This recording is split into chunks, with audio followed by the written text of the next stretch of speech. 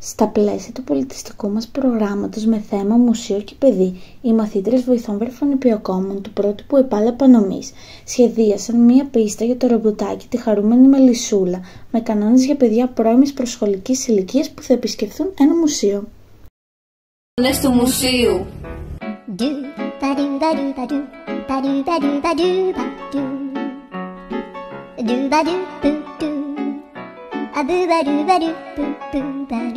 Αφήνω τσάντες και μπουφάν.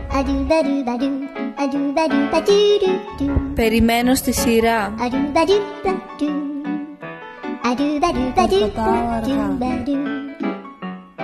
Μόνο βλέπω, δεν αγγίζω. Μιλάω σιγανά.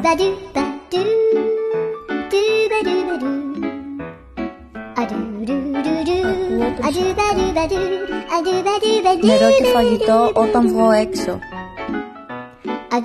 Περπατάω με την ομάδα. Φέρομαι ευγενικά. Συμμετέχω ενεργά. Είμαι η Μάγια η Μαρίσα και ευχαριστώ για την παρακολούθηση.